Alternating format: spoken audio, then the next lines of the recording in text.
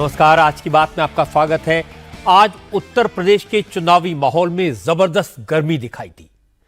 नरेंद्र मोदी ने तीसरी बार वाराणसी से नॉमिनेशन फाइल कर दिया।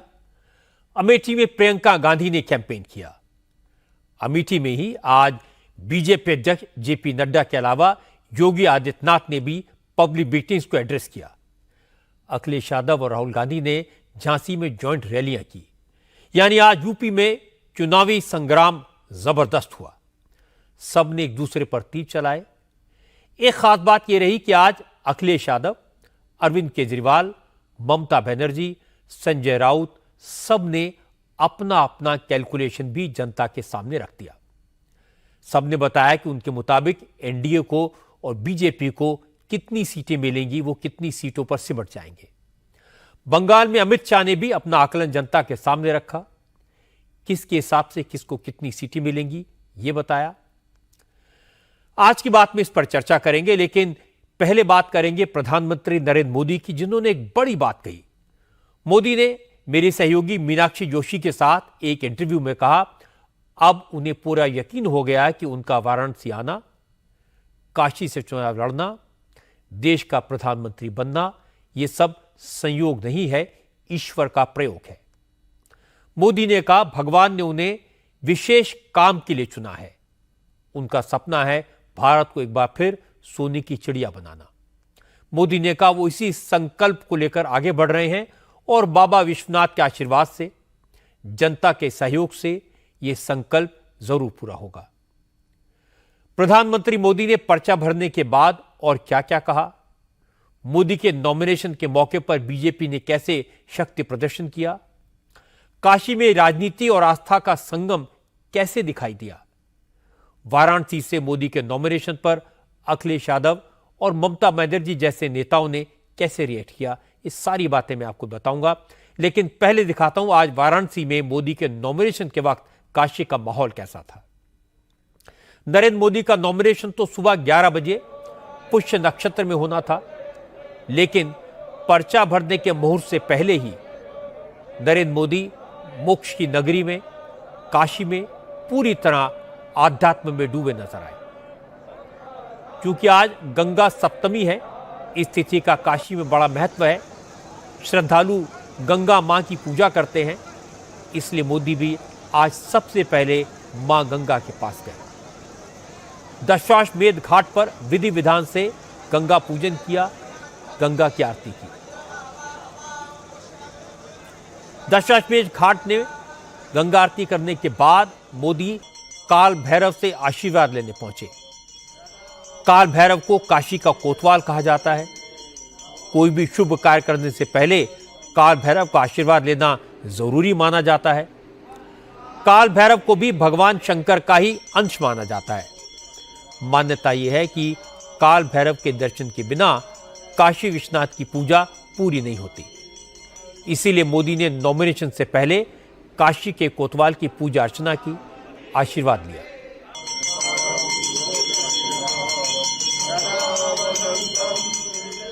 काशी के कोतवाल की अनुमति के बाद नरेंद्र मोदी सीधे कलेक्ट्रेट पहुंचे, नॉमिनेशन फाइल किया।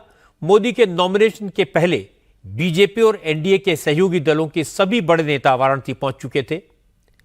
होम मिनिस्टर अमित शाह, रक्षा मंत्री राजनाथ सिंह, बीजेपी अध्यक्ष जेपी नड्डा, यूपी के मुख्यमंत्री योगी आदित्यनाथ के अलावा एनडीए के सहयोगी दलों की तरफ से महाराष्ट्र के chief minister Eknath Shinde, NCP के प्रफुल्ल पटेल, टीडीपी के चंद्रबाबू नायडू, जनसेना पार्टी के पवन कल्याण, अपना दल की अनुप्रिया पटेल, आरएलडी के जयंत चौधरी, लोक जनशक्ति पार्टी के चिराग पासवान, हिंदुस्तान अवाम मोर्चा के जीतन राम मांझी, संजय निषाद और ओम प्रकाश राजभर जैसे कई नेता काशी पहुंचे।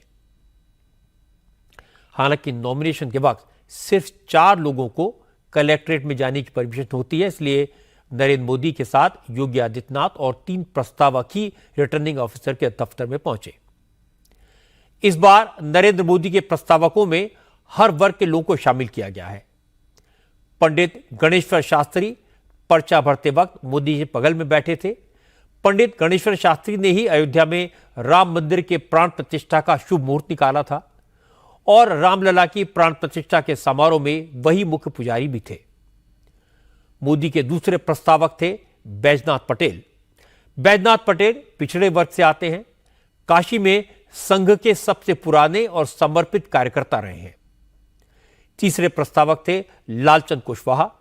लालचंद कुशवाहा भी पिछड़े वर्ग से हैं। और चौथे प्रस्तावक थे संजय सोनकर, जो दलित समाज से हैं। वाराणसी लोकसभा सीट पर करीब 3 लाख ब्राह्मण वोटर्स हैं। वहीं 2.5 लाख से ज्यादा गैर यादव ओबीसी, करीब 2 लाख कुर्मी और 1.25 लाख दलित मतदाता हैं। इसलिए मोदी ने अपने प्रस्तावों का चुनाव बहुत सोच समझकर किया। हालांकि इससे पहले भी 2 चुनाव में मोदी ने प्रस्तावकों का चुनाव करते वक्त सभी वर्गों का ख्याल रखा था। 2014 और 2019 में काशी के डोम राजा से लेकर पंडित छंदूलाल मिश्रा और पंडित मदन मोहन मालवीय के पोते गिरधर मालवीय तक उनके प्रस्तावक रह चुके हैं। नॉमिनेशन फाइल करने के बाद नरेंद्र मोदी रुद्राक्ष कन्वेंशन सेंटर गए। रास्ते में जगह जगह समर्थकों का हुजूम था, जो मोदी मोदी के नारे लगा रहा था। रुद्राक्ष सेंटर में नरेंद्र मोदी ने इंडिया टीवी के संवाददाता मीनाक्षी जोशी से बात की। इस इंटरव्यू में मोदी ने कहा, जब भी वो धर्म की बात करते हैं तब लेफ्ट लिबरल इकोसिस्टम और एक बड़े वर्ग को दिक्कत हो जाती है, लेकिन उन्हें इससे कोई फर्क नहीं पड़ता। मोदी ने कहा, अब वो जो कहने जा रहे हैं उसके बाद तो विरोधी दलों के लोग उन पर टूट पड़ेंगे। मोदी ने मीनाक्षी से कहा कि उन्होंने 2014 में कहा था, मैं आया नहीं, बुलाया गया हूं, मुझे मां गंगा ने बुलाया है। लेकिन अब 10 साल काशी की सेवा करने के बाद उन्हें लगता है कि मां गंगा ने उन्हें गोद ले लिया है, उन्हें अविनाशी काशी की सेवा करने की जिम्मेदारी दी है। मोदी ने कहा, कोई कुछ भी कहे, लेकिन उन्हें पूरा यकीन है कि उनका मन कहता है कि परमात्मा ने उन्हें एक विशेष काम के लिए भेजा है। भगवान चाहते हैं कि भारत को फिर से उसका पुराना वैभव मिले। ईश्वर ने इस काम के लिए नरेंद्र मोदी को माध्यम बनाया है।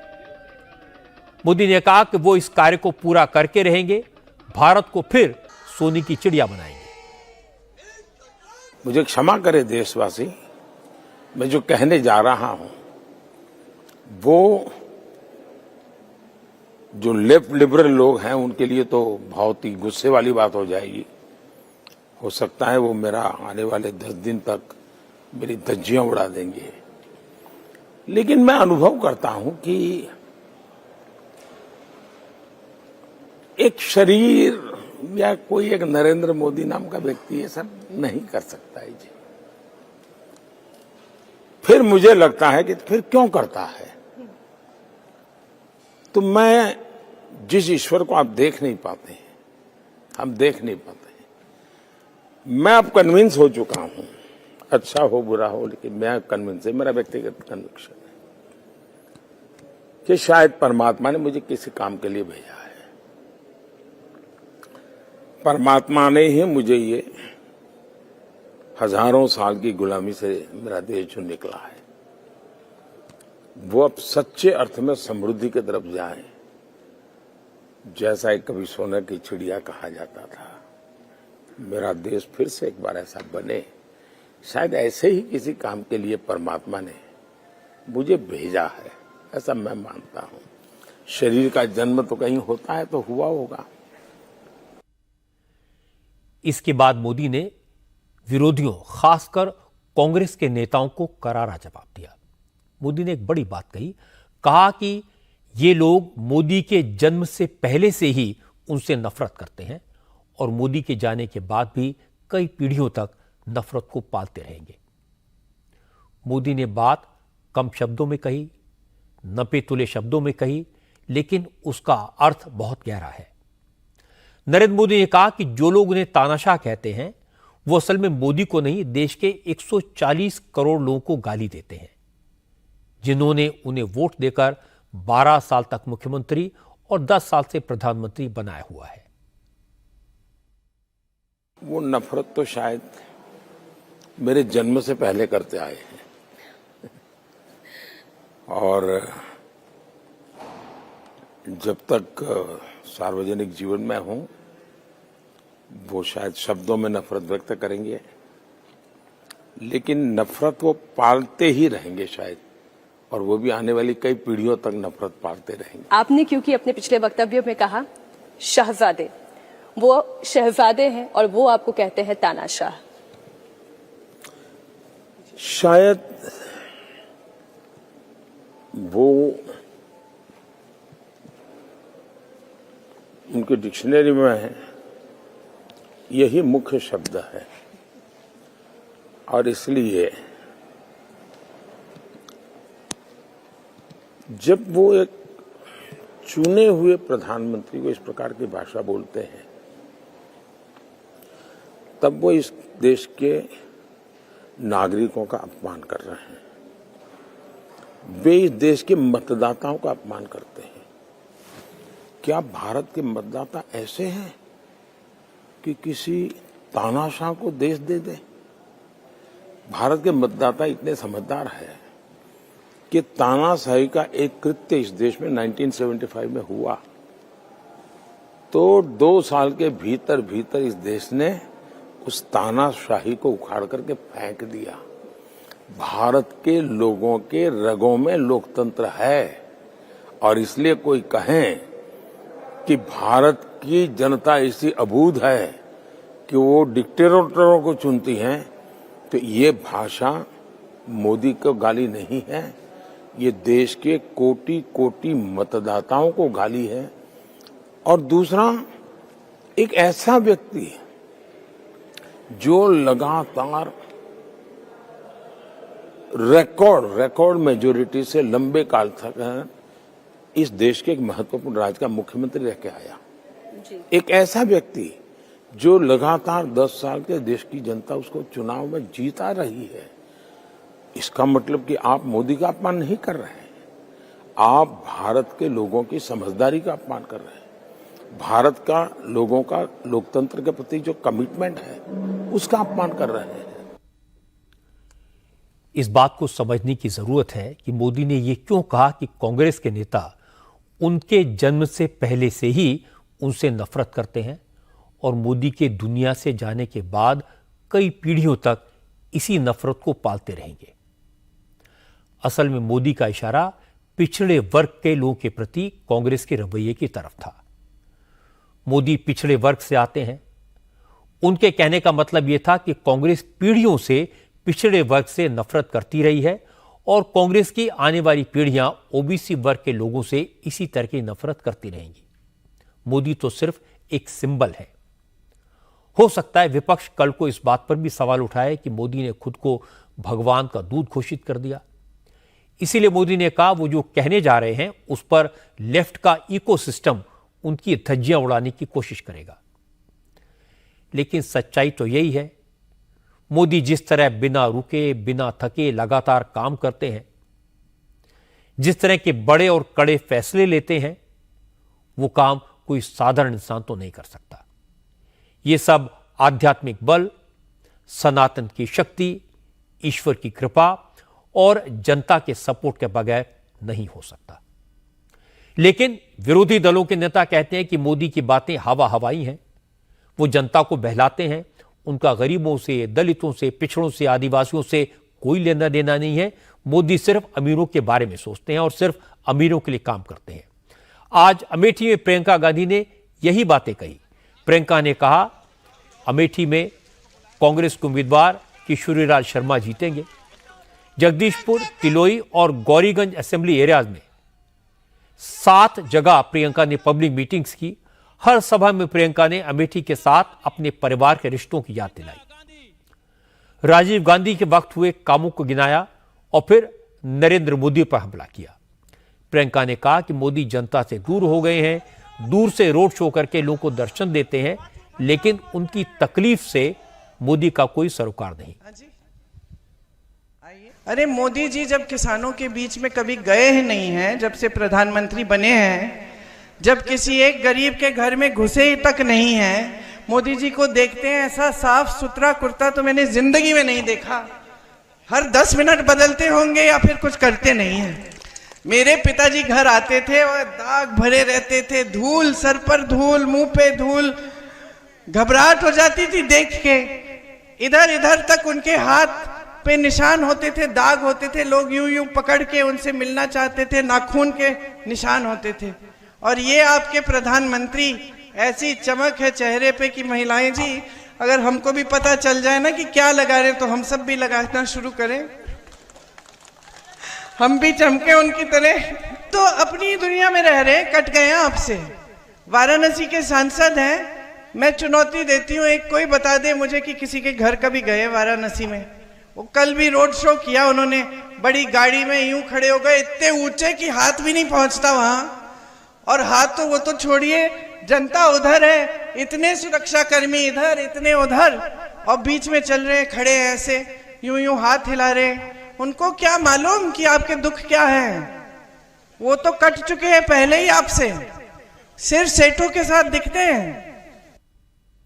इसके बाद प्रियंका ने मोदी के भाषणों का जिक्र किया, कहा कि इस चुनाव में मोदी अपने काम के आधार पर नहीं, धर्म के आधार पर वोट मांग रहे हैं, हिंदू मुस्लिम की राजनीति कर रहे हैं, कांग्रेस के बारे में झूठा प्रचार कर रहे हैं। प्रियंका गांधी ने कहा कि मोदी से पहले का कोई प्रधानमंत्री इस लेवल तक नहीं गया।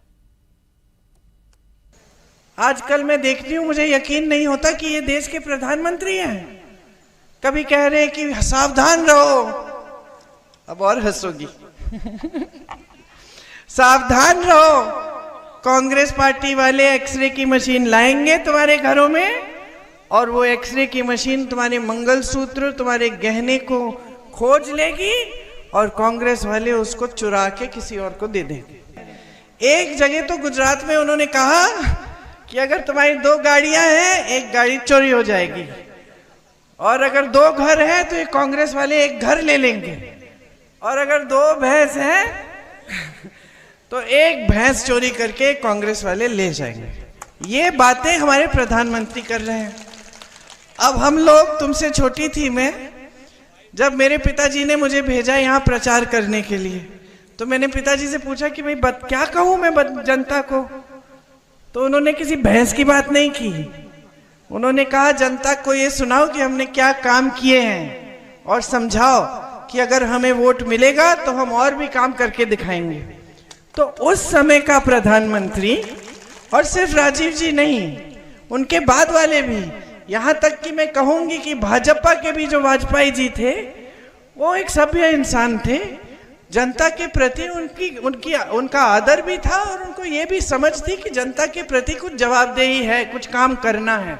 जनता को आवाज उठानी चाहिए कि ये चुनाव मेरे मुद्दों पे लड़ो। मुझे नहीं सुनना भैंसों के बारे में, मंगलसूत्रों के बारे में, मुझे नहीं सुनना चुनाव के समय, मुझे इन चीजों से मत बहकाओ। मंदिर मस्जिद की बातें चुनाव के समय मत करो। योगी आदित्यनाथ भी आज अमेठी में थे, क्योंकि प्रियंका गांधी ने मोदी के रोड शो को लेकर उन पर निशाना साधा, तो योगी आदित्यनाथ ने तुरंत जवाब भी दे दिया।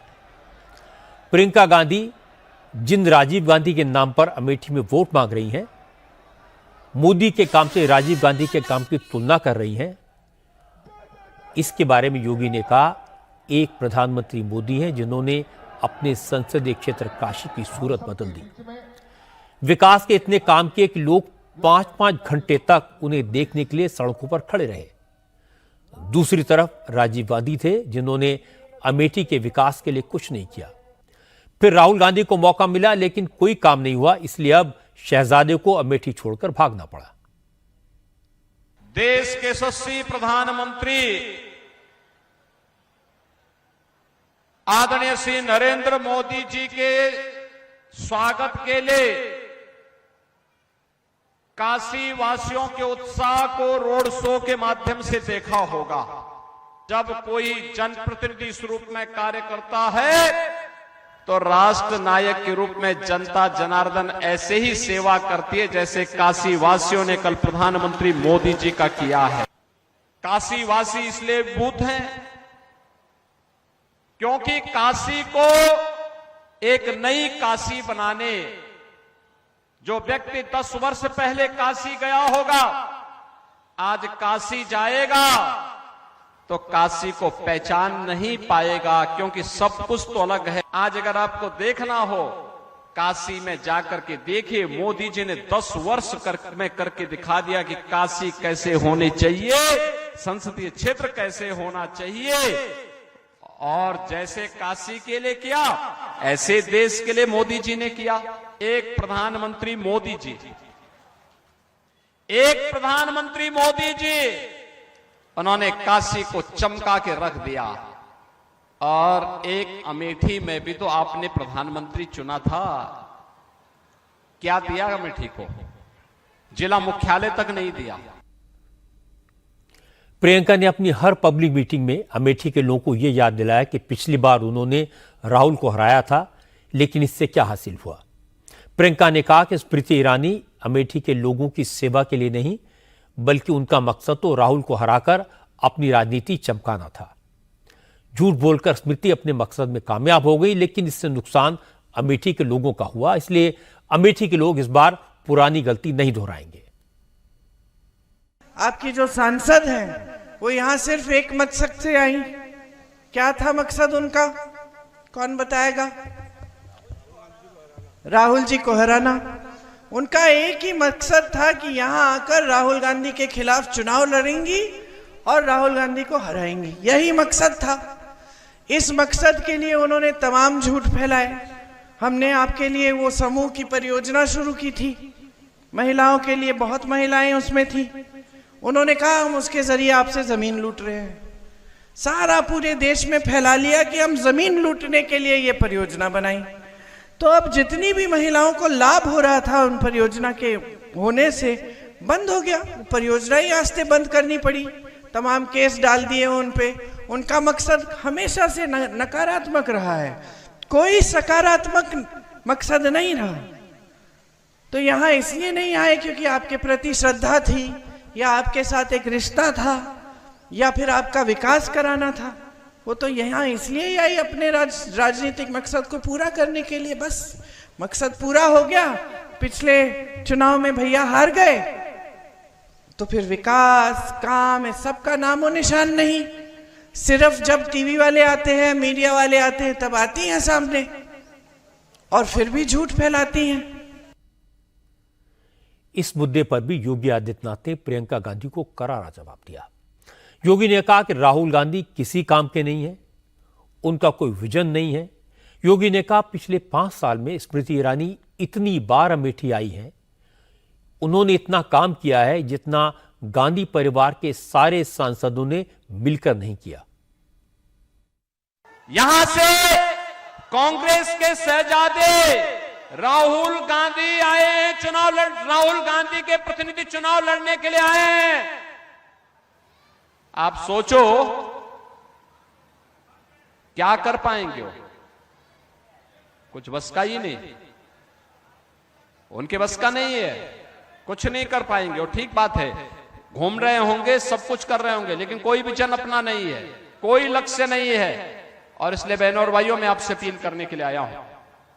भारतीय जनता पार्टी ने केंद्रीय मंत्री श्रीमती स्मृति ईरानी जी ने आपके पास प्रत्याशी बनाकर के पुनः भेजा है। स्मृति जी 5 साल में जितनी बार यहां पर अमेठी में आई है, मैं पूछना चाहता हूं, कांग्रेस का जो परिवार यहां से प्रतिनिधि बनकर के, सांसद बनकर के जाता था, देश का नेतृत्व करता था, अगर उनके सभी कार्यकालों को मिलाकर के देख लिया जाए तो वह उतनी बार नहीं आए होंगे जितनी बार मात्र 5 वर्ष में स्मृति ईरानी जी अमेठी संसदीय क्षेत्र का दौरा किए।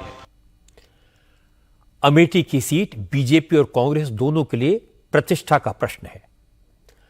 इसीलिए प्रियंका गांधी यहां लगातार कैंपेन कर रही हैं। मल्लिकार्जुन खड़गे कल अमेठी जाएंगे। योगी आदित्यनाथ और जेपी नड्डा भी अमेठी में थे।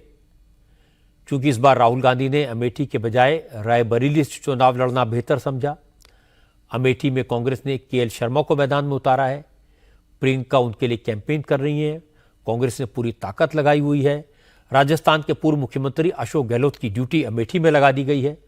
उनकी टीम अमेठी में परमानेंटली डेरा डालकर बैठी है। इसके बाद भी कांग्रेस नेताओं को डाउट है कि अमेठी में चुनाव जीतना मुश्किल होगा। रायबरेली भी उन्हें सुरक्षित नहीं दिखाई दे रही। इसीलिए प्रियंका गांधी का फोकस फिलहाल रायबरेली पर ज्यादा है, राहुल की सीट पर ज्यादा है। अमेठी वो आती जाती रहती हैं, लेकिन रायबरेली में उन्होंने परमानेंटली डेरा डाल लिया है और छत्तीसगढ़ के पूर्व मुख्यमंत्री भूपेश बघेल की ड्यूटी वहां लगाई गई है। बीजेपी के नेता लगातार कह रहे हैं कि राहुल को वायनाड में हार का डर है, इसलिए वोटिंग के बाद भागकर रायबरेली आए। रायबरेली में बीजेपी ने दिनेश प्रताप सिंह को मैदान में उतारा है। आज दिनेश प्रताप सिंह ने सोनिया गांधी, प्रियंका गांधी, राहुल गांधी को नकली गांधी बता दिया। दिनेश प्रताप सिंह ने कहा कि ये लोग गांधी सरनेम सिर्फ वोट के चक्कर में लगाते हैं। राहुल, प्रियंका अपनी रैलियों में नेहरू, इंदिरा, राजीव का नाम तो लेते हैं, उनकी विरासत की बात तो करते हैं, लेकिन रायबरेली के पहले सांसद अपने दादा फिरोज का नाम लेने से कतराते हैं, सिर्फ इसलिए क्योंकि उनके नाम के आगे खान लगा हुआ था। अगर पूरा देश जानता है असली गांधी का नाम महात्मा गांधी, जिनको हम लोग राष्ट्रपिता कहते हैं, लेकिन इनका गांधी सरनेम ये महात्मा गांधी से अपने को जोड़ कर लगाते हैं, तो असली महात्मा गांधी तो महात्मा गांधी थे, तो नकली है, इसमें तो कोई दो राय नहीं। पूरी भारतीय संस्कार संस्कृति में अगर जिससे शादी हो जाती है तो हमारा गोत्र और हमारा सब कुछ उसी के नाम से हो जाता है।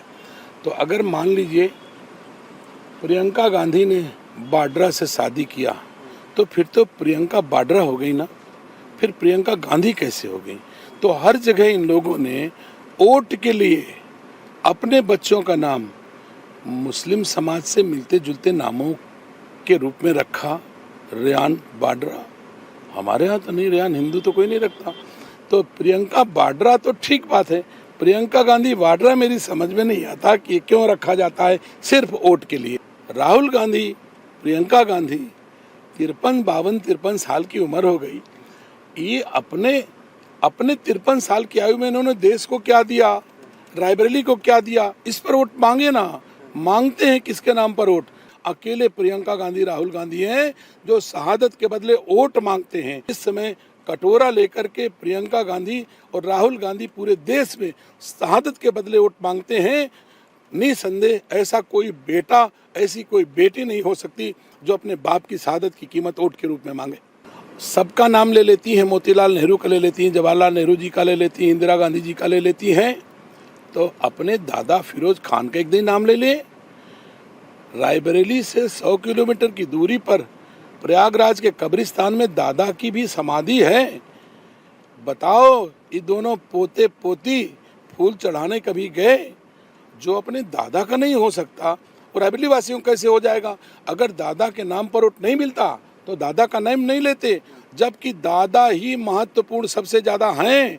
रायबरेली जनपद के पहले सांसद का नाम फिरोज गांधी है, फिरोज खान है, तो अपने दादा का नाम क्यों नहीं लेती? अगर दादा के नाम पर वोट न मिले तो दादा ही होने से इनकार कर दे, ऐसा व्यक्तित्व तो भारतीय संस्कार संस्कृति में इन दो बच्चों के अलावा कोई नहीं हो सकता।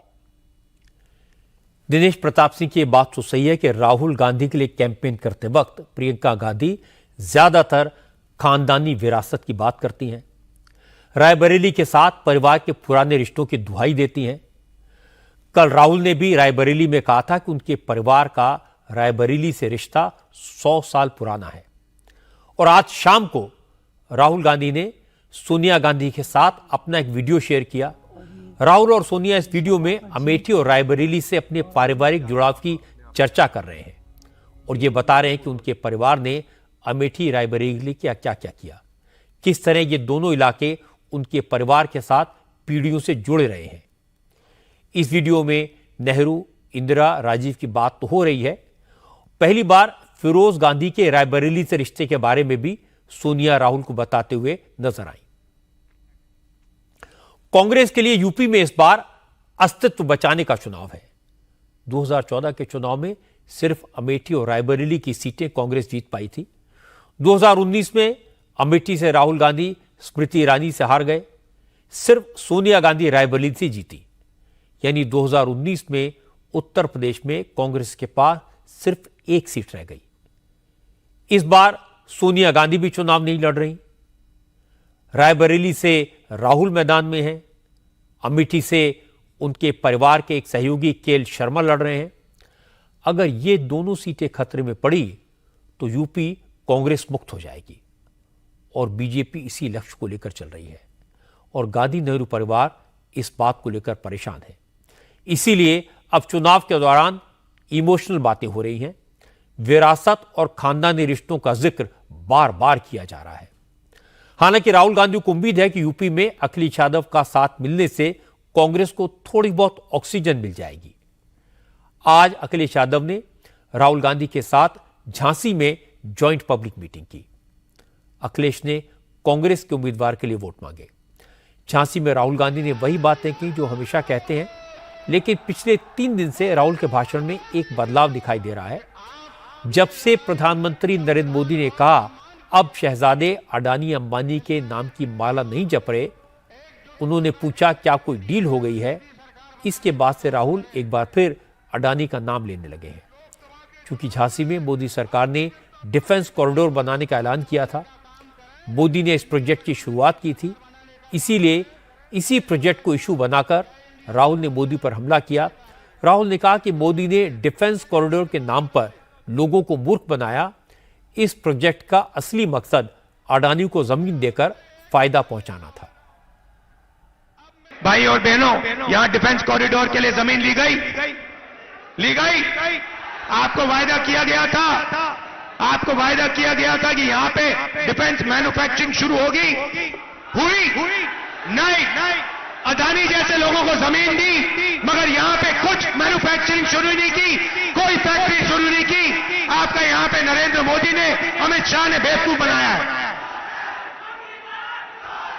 ये सच्चाई है भाई और बहनों। टेम्पो लिए घूम रहे हैं सारे बीजेपी के लोग, एयरपोर्ट पकड़ा दिए, रेलवे बेच रहे हैं, इंफ्रास्ट्रक्चर दे दिया, डिफेंस इंडस्ट्री दे दी, सारा का सारा प्राइवेटाइज कर दिया, 22 अरबपतियों को दे दिया। आपको क्या मिला? हिंदुस्तान के युवाओं को क्या मिला? मुझे बताओ। इसके बाद अखिलेश यादव ने भी कहा कि बीजेपी की सरकार धोखेबाज है, मोदी के सारे वादे झूठे हैं, जनता इनकी हकीकत समझ गई है, इसलिए अब यूपी में बीजेपी साफ हो जाएगी। बुंदेलखंड में तो बीजेपी का खाता भी नहीं खुलेगा। मैं वो बात नहीं कहना चाहता हूं कि डिफेंस कॉरिडोर के नाम पर आपको धोखा दिया इन्होंने। जहां ये लोग कह रहे थे बम बनाएंगे, मिसाइल बनाएंगे, टैंक बनाएंगे, बताओ इन्होंने सुतली वाला बम भी बनाया हो तो बता दो आप। बताओ बुंदेलखंड को धोखा दिया कि नहीं दिया? इनकी हर बात झूठी निकली कि नहीं निकली? इनका हर वादा झूठा निकला कि नहीं निकला? इसलिए ये चुनाव समुद्र मंथन की तरह संविधान मंथन का भी है। एक तरफ वो लोग हैं जो संविधान को बदलना चाहते हैं और दूसरी तरफ वो लोग हैं जो संविधान को बचाना चाहते हैं। और इधर मैं जब झांसी आया हूं, दिल्ली वालों की बड़ी बड़ी होर्डिंग मैंने देखी, दिल्ली वालों की जो अपने आप को डबल इंजन की सरकार बोल रहे हैं। दिल्ली वाले, उनका एक इंजन पहले से ही गायब है। बताओ ये दिल्ली वालों का, बीजेपी वालों का झांसी वाला इंजन खटारा है कि नहीं है? बताओ इस खटारे इंजन को बदलोगे?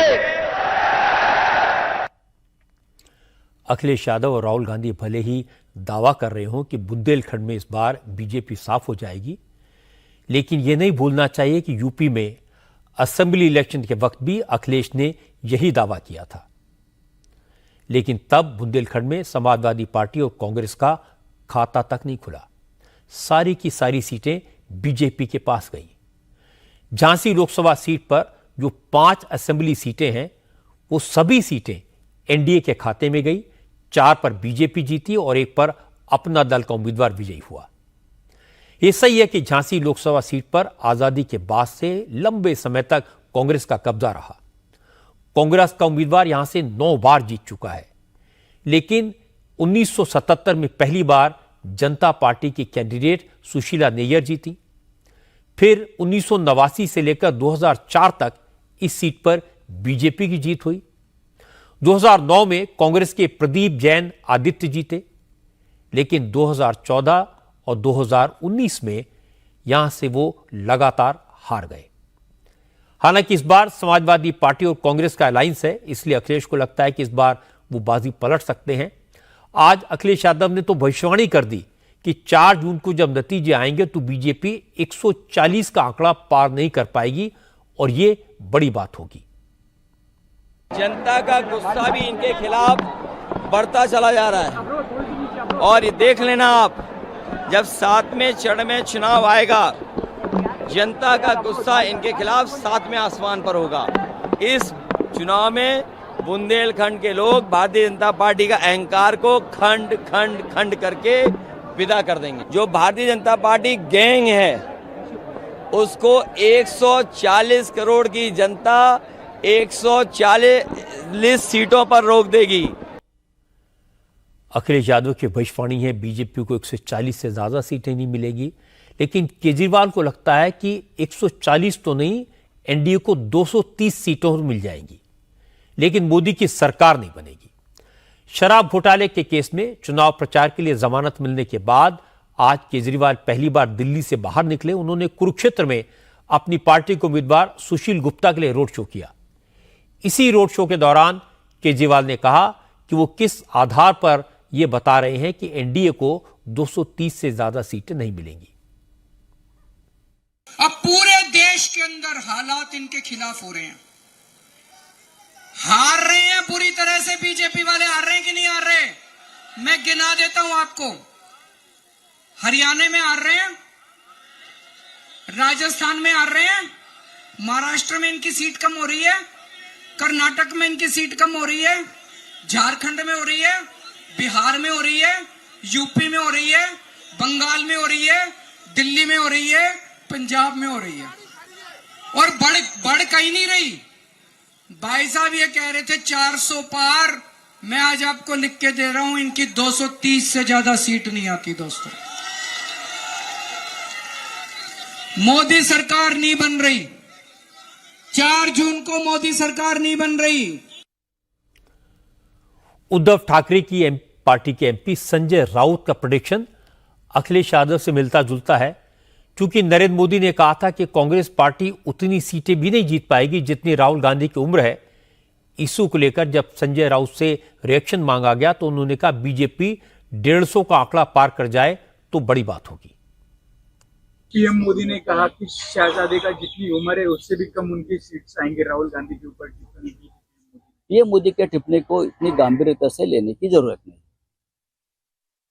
नरेंद्र मोदी अगर 150 पार भी करते हैं ना तो बहुत बड़ी बात है। Thank you. मैंने आपको सीटों को लेकर भविष्यवाणी कर रहे विरोधी दलों के नेताओं की बात सुनवाई। आज होम मिनिस्टर अमित शाह ने इन सबको जवाब दिया। अमित शाह आज बंगाल में थे। बनगांव की रैली में अमित शाह ने कहा कि 4 फेज के चुनाव के बाद जो रुझान आए हैं उसके हिसाब से तो बीजेपी को बहुमत मिल चुका है। बीजेपी 380 में से 270 सीटें जीत रही है। 4 जून को यह नंबर 400 पार हो जाएगा। अमित शाह ने कहा कि बंगाल में बीजेपी 30 सीटें जीतेगी और उसके बाद बंगाल में ममता बनर्जी की सरकार के दी एंड का काउंटडाउन शुरू हो जाएगा। 4 चरण पूरे हो गए हैं।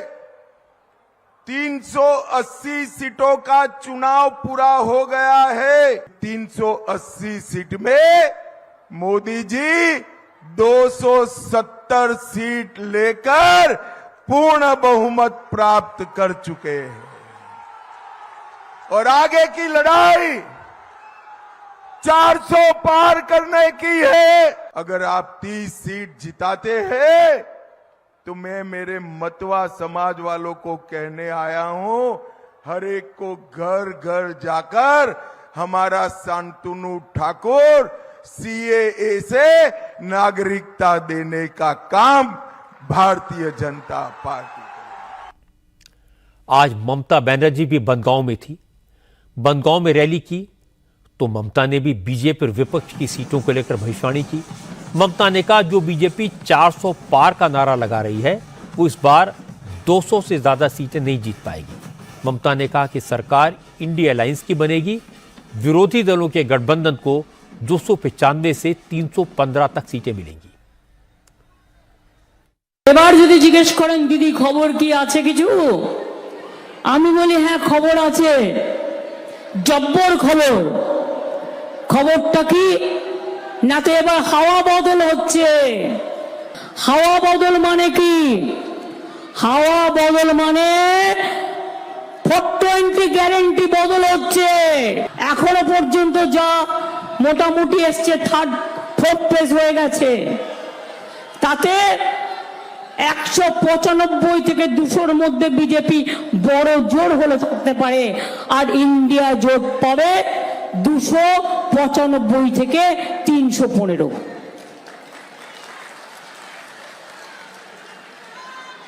অর্থাৎ বলে বেড়াচ্ছে ইসবার 400 পার, আমি বলি ইসবার পগার পার।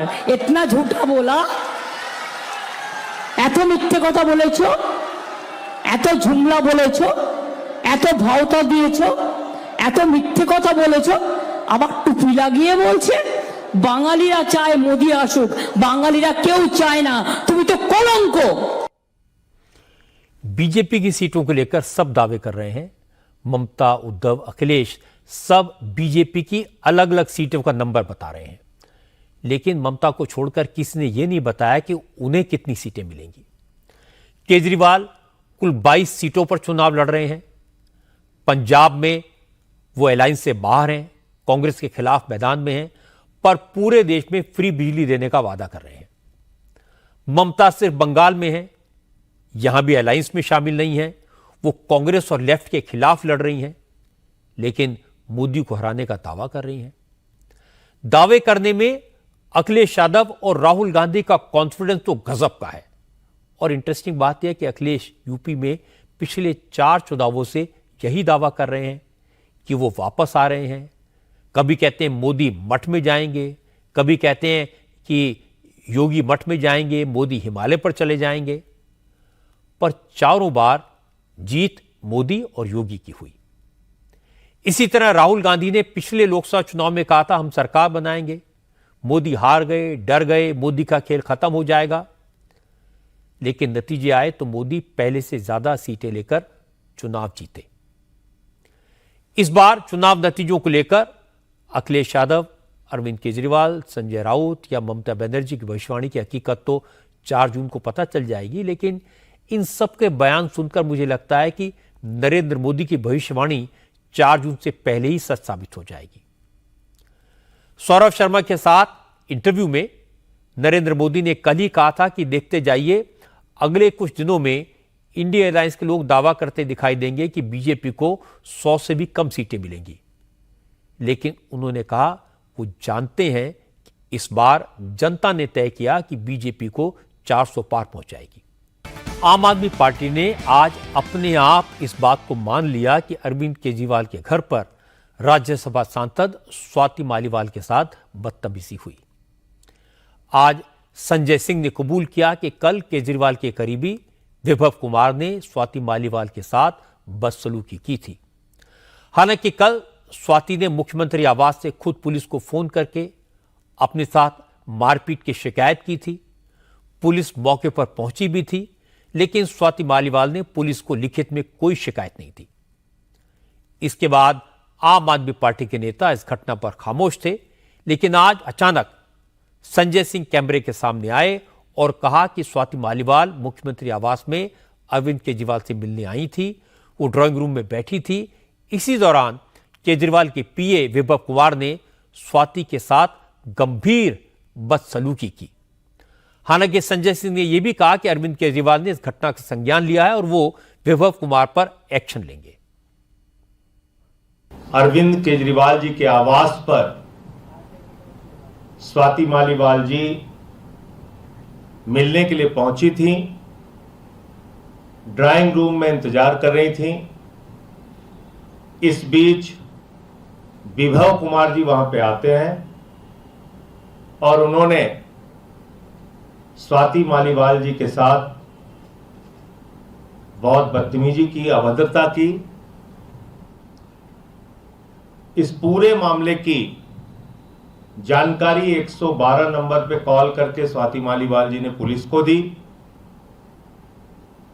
इस घटना की जितनी निंदा की जाए कम है। अरविंद केजरीवाल जी ने पूरी घटना को संज्ञान में लिया है और इस पूरे मामले में सख्त कार्रवाई करने को कहा है।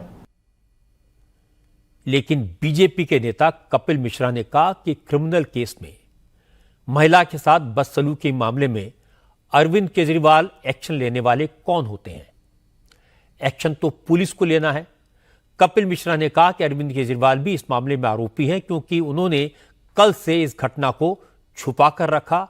अपराध को छुपाना भी अपराध होता है। स्वाति मालीवाल के मामले में संजय सिंह का जो बयान आया है वो ये बात तो स्पष्ट करता है कि स्वाति मालीवाल के साथ हिंसा हुई है, मुख्यमंत्री के घर में हुई है, प्रताड़ना हुई है और विभव कुमार ने की है।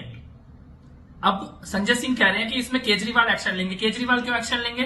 केजरीवाल ने अभी 31 घंटे हो गए, पुलिस को क्यों नहीं सूचना दी? पुलिस क्यों नहीं बुलाई? विभव को अरेस्ट क्यों नहीं कराया? कोई अपराध हो जाएगा उसमें आप पुलिस नहीं बुलाएंगे, उसमें आप केजरीवाल खुद ही जज बन जाएंगे, खुद ही पुलिस बन जाएंगे। एक महिला सांसद को मारा गया, पीटा गया मुख्यमंत्री के घर में। महिला सांसद ने पुलिस को फोन भी किया। संजय सिंह ने यह बताया कि यह घटना सच में हुई है और अरविंद केजरीवाल अपने घर में इतना बड़ा अपराध हो गया, चुप बैठे हैं और अब कह रहे हैं एक्शन भी अरविंद केजरीवाल लेंगे। जबकि फोन कॉल में स्पष्ट तौर पर स्वाति मालीवाल जी ने कहा था कि अरविंद केजरीवाल के कहने पर विभव ने मारा है। तो केजरीवाल तो खुद अपराधी हैं और अब तो उन्होंने इस अपराध को दबाने का भी पाप किया 31 घंटे तक। आज के संजय सिंह के बयान के बाद दो बातें क्लियर हैं। केजरीवाल के घर पर स्वाति मालीवाल के साथ मिसबिहेवियर तो हुआ और कल पुलिस को स्वाति ने ही कॉल किया था, पर दो बातें अभी भी रहस्य बनी हुई हैं। स्वाति के साथ आखिरकार बदसलूकी क्यों हुई और स्वाति मालीवाल ने पुलिस स्टेशन में जाकर भी शिकायत दर्ज क्यों नहीं करवाई? दो बातें और हैं। केजरीवाल इस मामले में क्या एक्शन लेंगे और क्या पुलिस इस मामले में कोई कार्रवाई कर सकती है? चर्चा इस बात की भी है कि जिस मामले में केजरीवाल उनकी सरकार के मंत्री, पार्टी के प्रवक्ता कल से खामोश थे, स्वाति मालीवाल ने जिस बारे में कोई बयान नहीं दिया है, अचानक संजय सिंह ने कैमरे के सामने आकर स्वाति मालीवाल के साथ बदसलूकी की बात जग जाहिर क्यों की? अब मैं एक इंटरेस्टिंग वीडियो आपको दिखाता हूं। असल में भारत में अमेरिका के राजदूत एरिक गारसेटी ने अपने कार्यकाल का 1 साल पूरा किया है। इस मौके पर उन्होंने एक इंटरेस्टिंग वीडियो जारी किया और यह बताया कि 1 साल के दौरान भारत में उनका अनुभव कैसा रहा, उन्हें भारत कैसा लगा, यहां की कड़क चाय और छोले भटूरे के वो कैसे दीवाने हो गए। इस वीडियो में एरिक गारसेटी ने यह बताया कि पिछले 1 साल में भारत और अमेरिका ने समंदर से लेकर सेक्टर तक कई समझौते किए।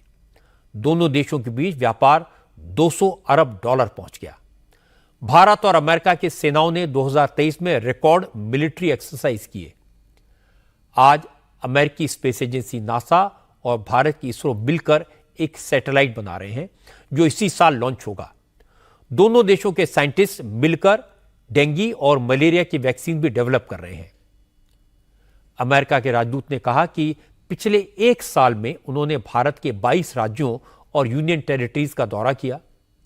गारसेटी ने इस वीडियो में भारत के यूपीआई पेमेंट सिस्टम की भी दिल खोलकर तारीफ की। Hi, I'm Eric, the United States Ambassador to India, and today marks the 1-year anniversary of my time as U.S. Ambassador to this great country. I never dreamed I'd have the honor and privilege of representing my country here in India, but what a year it's been. Arguably, over the last 76 years, maybe 2023 was the most productive year in our entire history, with lots of agreements, lots of paperwork, lots of desi karak chai, and lots of accomplishments. So come with me and let's walk through the year in review.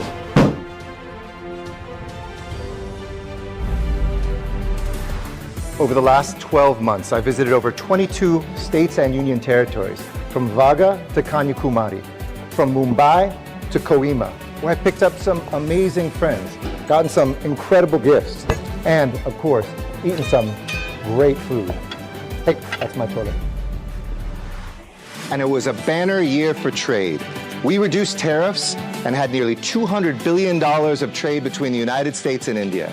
That's a lot of almonds for a lot of mangoes. Oh, I gotta pay? No problem. UPI Gazab hai.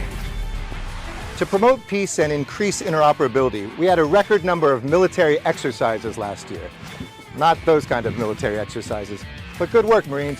Now drop it, give me 10. Yes, sir! From the seabed to the stars, the United States-India relationship is reaching new heights, including all the way to space, where this past year we made huge strides in NISAR, the first satellite that NASA and ISRO are making together that will blast off later this year. So that, young babies like Tigan here will enjoy a future in which he, sure, is crying now, but one day will be happy when we put him in space. And we're doing our part right here, whether it's expanding climate resilience and climate solutions through 10,000 new electric buses we're helping finance, or whether it's the largest solar manufacturing plant ever put in southern India with US help. We're making sure we walk the green walk, not just the green talk. ठीक बोला? बिल्कुल सही पकड़े sir, तो लीजिए plant लगाते हैं। अच्छा. And then there's our historic health partnership, where brilliant people in India and the United States are working together to come up with new vaccines for things like dengue, malaria, and whatever that was. Don't worry, felt like a bee sting. And with visas, we got the job done. For Poonam, for Suparna, for Ravi, and so many others, we reduced wait time by 75%, increased the number of visas by 60%, and made Indians the #1 source of students from anywhere in the world, resulting in 1.4 million visas processed last year. Good work, team. This past year, I've fallen in love with cricket, and we're very proud to have announced this past year that cricket will become an Olympic sport in America at the LA 28 Games. Oh! Hey, can somebody fix that window? Moving forward together. This wasn't a new peak. This is a new foundation for the work between Indians and Americans in the future. If we did this much in 1 year, I can't wait to see what's next. I'll do this one on my own. You know what's between you and I and the keyboard? Nothing. And when it comes to the United States and India, there's nothing holding us back. Hope nobody's stolen my chole bhature. America के राजदूत का ये interesting video बनाकर अपनी बात कहने का तरीका बहुत इंटरेस्टिंग है। गारसेटी को भारत के लोग की मेहमान नवाजी, भारत के आम, यहां के छोले भटूरे और यहां की कड़क मसाला चाय बहुत पसंद आई। अमेरिका के राजदूत का यह वीडियो भारत की विरासत और विकास के संगम का सबूत है, भारत और अमेरिका की दोस्ती का एक सिंबल है, और चूंकि ये वीडियो उनका अपना है, इसलिए भारत के लिए और भी बड़ी बात है।